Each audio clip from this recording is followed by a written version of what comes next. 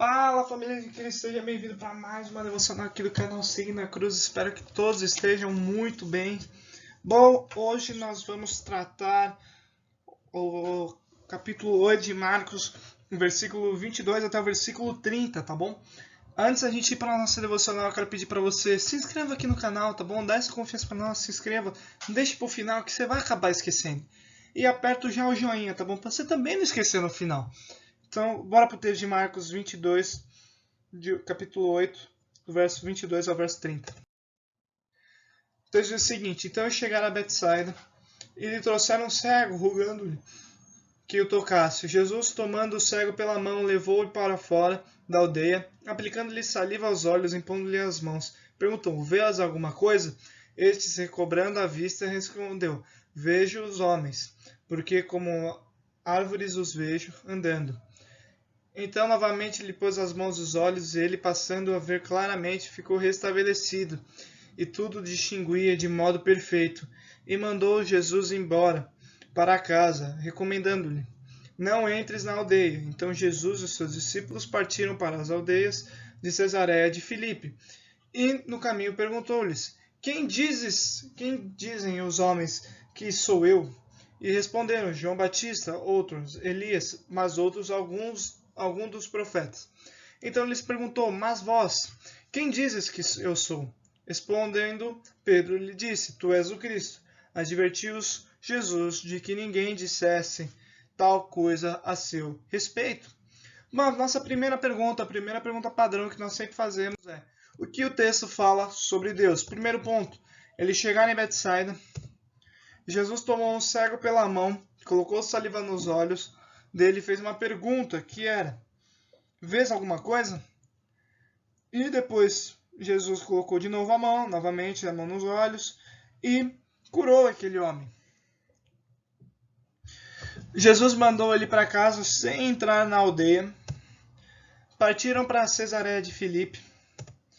Jesus fez uma pergunta para os discípulos: Quem dizem os homens que eu sou? É uma pergunta para saber o que os homens estavam dizendo de quem era Jesus. E depois Jesus fez uma pergunta específica aos discípulos, que era: Quem dizes que eu sou? Quem quem dizes que eu sou? O que vocês acham que eu sou?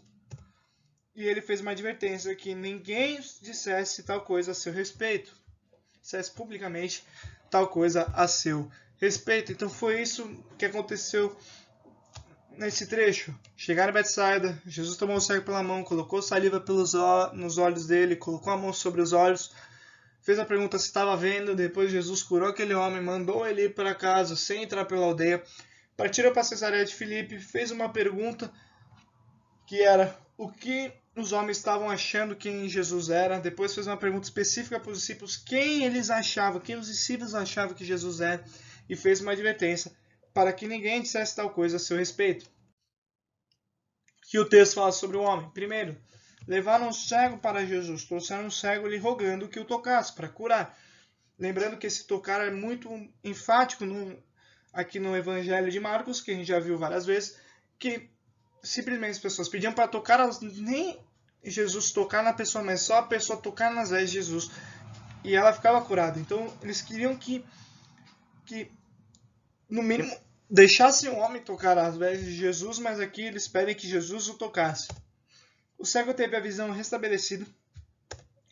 Os discípulos responderam a pergunta de o que os homens achavam que Jesus era. Eles falam, uns respondem João Batista, outros Elias, outros falam que você é algum profeta. E Pedro deu uma resposta. Pedro matou a charada. Quem é Jesus? Tu és o Cristo. Então é isso que a gente vê no capítulo, nesse trecho aqui do capítulo, que levaram o cego para Jesus. O cego teve a visão restabelecida. Jesus perguntou quem os homens achavam que ele era.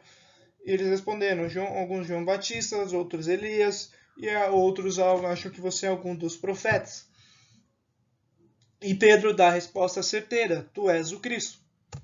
Bom, o que podemos aplicar na nossa vida? Duas coisas. Primeiro, essa é uma ilustração de maneira pelo qual, com frequência, o Espírito opera na conversão das almas humanas. Como assim?